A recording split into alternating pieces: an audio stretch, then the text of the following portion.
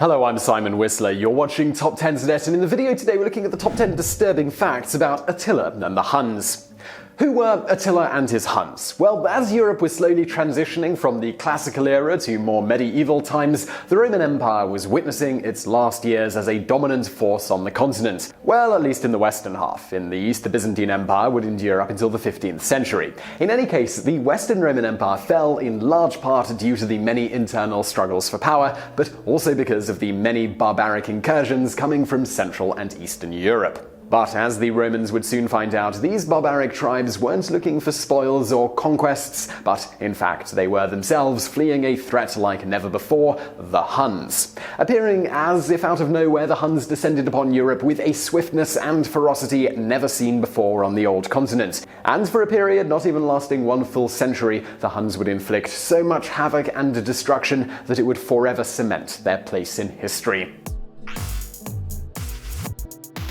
Number 10. Baby head shaping. Also called artificial cranial deformation, this is a practice almost as old as humanity itself. The practice was performed in all parts of the world, from Africa, Asia, the Americas, and even in some parts of Europe. In fact, in France, cranial deformation was performed up until the 19th century. Though not dangerous in any way, the process does change the physical appearance. The techniques used vary somewhat from place to place, either by using wooden planks or pieces of fabric to achieve the desired result. Flat, elongated, rounded, and conical cranial shapes were among the most sought after around the world. From about 1 to 6 months old, a baby's skull is highly malleable, and during this time, its head is tightly wrapped in cloth in order to give it its alien-looking head shape. And according to archaeological evidence, it seems that the Huns also practiced head shaping. Together with their ethnic origins, the Huns looked totally outlandish to the various peoples of Europe, especially the Romans. Numerous contemporary descriptions attest to this fact. It's no wonder these strangely shaped heads gave the Huns a terrifying look to those that they attacked and slaughtered. And in fact, the Huns were the ones who introduced the practice in the European peoples that they subjugated, including the above-mentioned French. Number 9. The Huns scarred their male children. While the above-mentioned head shaping was probably done for aesthetic reasons, or maybe to differentiate between the classes, the scarring they inflicted on their male children had another purpose altogether. On the day of their birth, male babies were slashed with a sword on both their cheeks, as a means to make them endure pain. Jordanes, a Gothic historian from the 6th century AD who lived within the Byzantine Empire in a province on the lower Danube, had this to say about the Hunnic practice. For by the terror of their features they inspired great fear in those whom they did not really surpass in war. They made their foes flee in horror because their swarthy aspect was fearful, their hardihood is evident in their wild appearance, and they are beings who are cruel to their children on the very day they are born. For they cut the cheeks of the males with a sword, so that before they receive the nourishment of milk they must learn to endure wounds.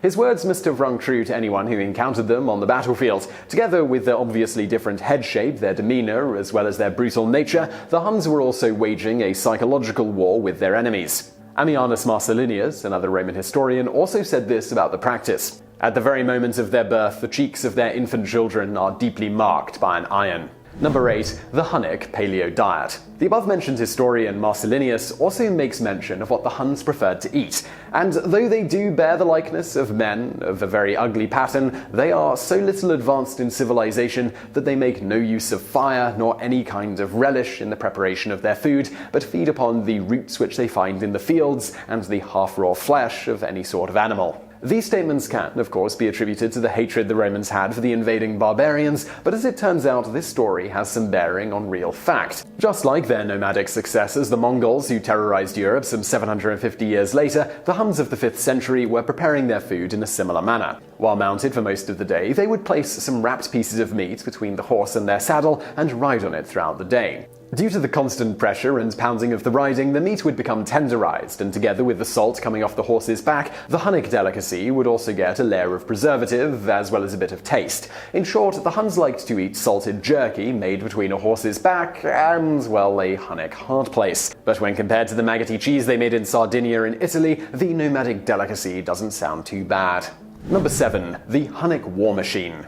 Whether or not the once mighty Xiongnu people were the ancestors of the Huns is still a matter of debate among scholars today. Some believe them to be the ancestors of the present-day Turks, or maybe even both. What is certain, though, is that because of the Xiongnu, the Chinese to the south were forced to build their mighty wall in the first place. And like the Huns, the Xiongnu originated in the steppes of Central Asia. This region of the world, as many of us already know, was a perfect breeding ground for mounted warriors. Riding on horseback is what made the Xiongnu and the Huns so formidable and successful against the Chinese and early Christians, respectively.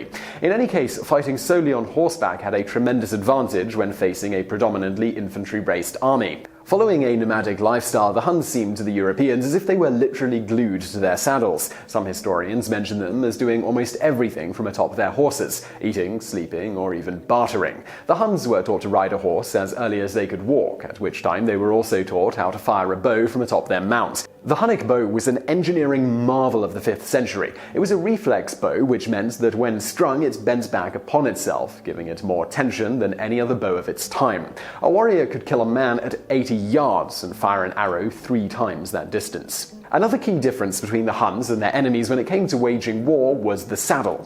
Unlike the other saddles used by the Romans and other Europeans, the Hun ones had a high front and rear sections. This gave the rider great stability, almost as if he was fixed to his horse. This way he could twist and turn in a 360-degree angle without the risk of falling off, all the while firing his long-range bow in all directions. The Huns also usually made use of the lasso in battle. They would usually fight and travel in relatively small numbers, no more than a few hundred riders. If they encountered an enemy, they would dash in and strike with lightning speed from atop their horses, and then retreat, only to reappear elsewhere and strike again. This, of course, doesn't mean they didn't band together in larger numbers, which is actually something they did pretty often. And in case they were ever taken by surprise and attacked, they would be able to build a fort in mere moments just by encircling their wagons together. Number 6. Attila and the Scourge of God. Born sometime at the beginning of the 5th century AD, Attila the Hun was part of the most powerful family north of the Danube River.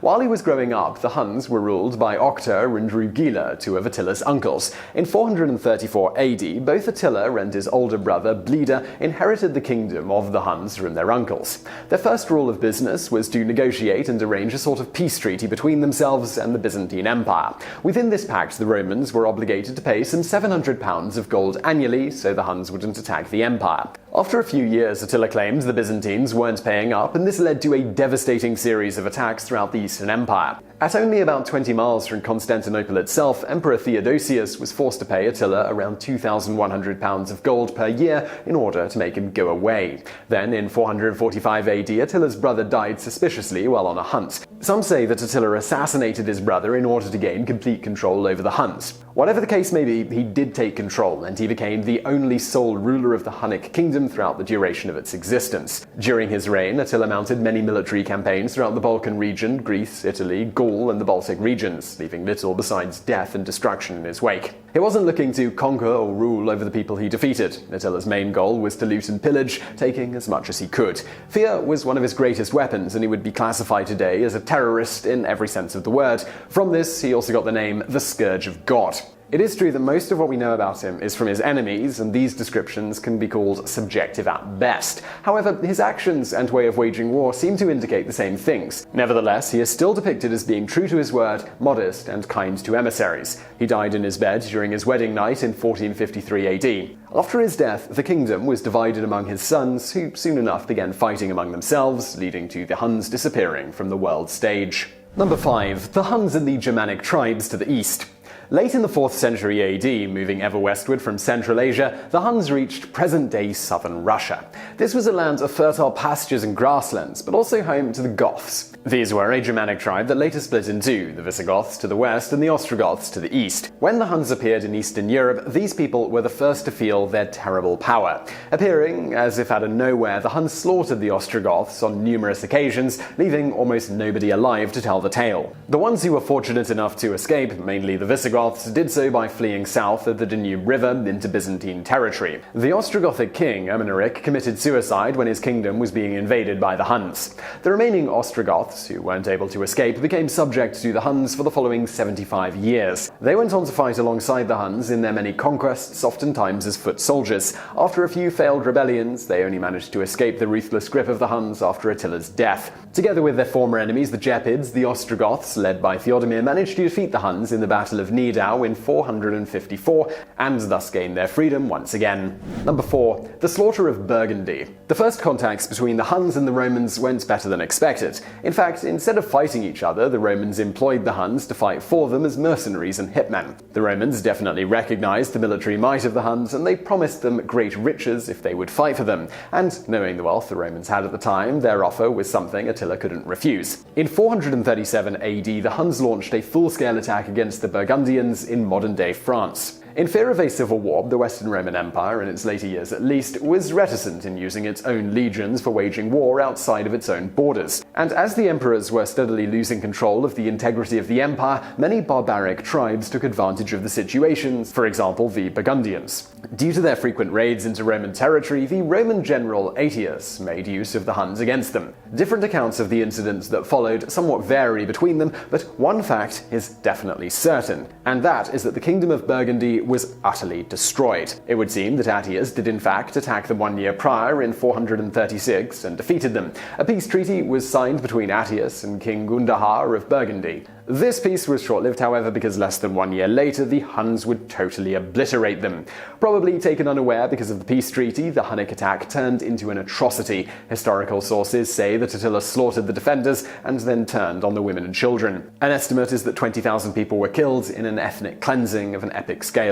King Gundahar was killed in the battle and the first kingdom of the Burgundians collapsed. The reason for this attack was definitely not conquering and subjugating peoples, but to instill fear in all Hunnic enemies, and to loot, well, as much as possible. Number 3. The sack of Naissus in present-day Serbia. Following a nomadic lifestyle, the Huns relied heavily on loot and plunder to survive, and Attila knew that in order to ensure the continued loyalty of his men, he would need a constant supply of gold. To do so, he would have to set his sights on much bigger prizes than ever before, focusing his attention now on the Roman Empire itself. In order to extort money from the Romans, he needed to prove that he would become a big problem and a threat if they refused to pay up. And, well, the best way to do that was basically to find a Roman city and destroy it. More like a fortress than anything else, the city of Naissus, modern-day Niš in Serbia, then part of the Byzantine Empire, was his intended target. Birthplace for many Roman emperors, including Constantine the Great himself, Naissus was besieged by the Huns in 441 AD. However, fighting primarily on horseback, the Huns weren't particularly well suited to take over a heavily fortified citadel. This meant that Attila's first wave of mounted soldiers were easily driven back. Nevertheless, the Huns overcame this impediment by making use of one of the simplest of siege engines, the battering ram. But besides these, the Huns also made use of a few siege towers and scaling ladders, and by simultaneously attacking different parts of the wall with these rudimentary siege engines, the Huns were ultimately able to overcome the city's defenses and breach inside. Besides being an important trade hub in the region filled with all sorts of riches, Naissus was also an arms factory for the Byzantines. As well as all the gold and supplies inside, Attila took these weapons with him, as well as all the skilled workers he could find. He then massacred the rest of the city's population, set it ablaze, and left. Several years later, when the Greek diplomat and historian Croesus of Panium went through it, Naissus was still in ruins and deserted, with the exception of a few sick people being cared for inside the church. Number 2. The mob-like extortion racket and ruthless punishments. Like any other terrorist, past and present, Attila's main weapon of attack came in the form of psychological warfare waged through fear. And his terrifying acts of slaughter and unscrupulous murder had reached Constantinople far before he did.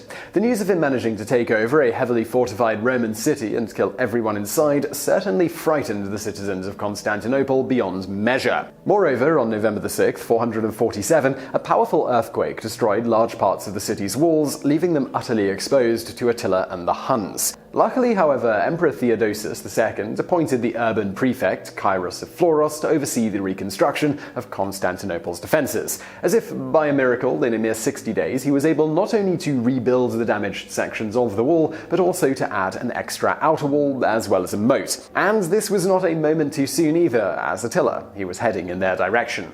Nevertheless, the city's inhabitants were so afraid of his reputation that they disregarded their own formidable defenses, which Attila was utterly unsuited to overcome. And so the emperor had little choice but to pay off the Huns with a whopping 6,000 pounds of gold, which is roughly $100 million, as a bribe to make him go away. Moreover, Attila demanded his deserters, who fled the camp and were now residing in Constantinople, and of course the Byzantines were eager to please him, and they gave them back. As punishment for their lack of loyalty, Attila had them all impaled, leaving them to suffer a gruesome death suspended on spikes for up to 2 days before they finally perished. Number 1. The Battle of Catalaunian Plains and Attila's subsequent revenge. After Attila had successfully extorted literally the last penny from the Eastern Empire's coffers and its armies were all but spent, he realized there wouldn't be any more sizable riches to be had there and turned his attention west. With his back now protected from the Byzantines, he set on a campaign within the Western Roman Empire. He sacked and pillaged towns in present-day Belgium and France. One after the other, the cities of Metz, Cambrai, Strasbourg, Reims, Amiens, and Worms all fell to the ruthless hand of Attila.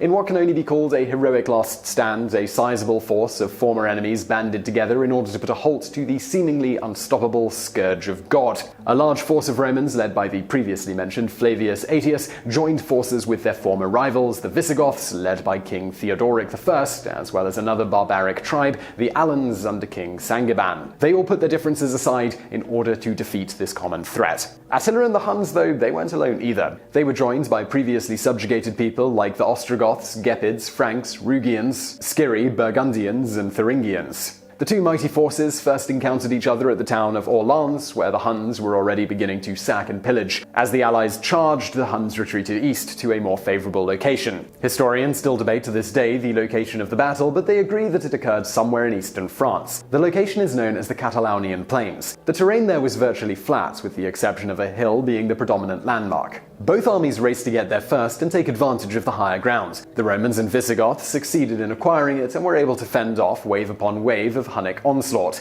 Both sides suffered great losses, and in a moment of opportunity, the Visigoth heavy cavalry charged down the hill, overwhelming the Huns and driving them back. Realizing the battle was lost, Attila retreated. By the end of the battle, the blood flowed like a river down the hill, and the Visigoth king had perished in the battle. However, this victory for the Romans and their allies ensured Western Europe would be spared from the savage Huns.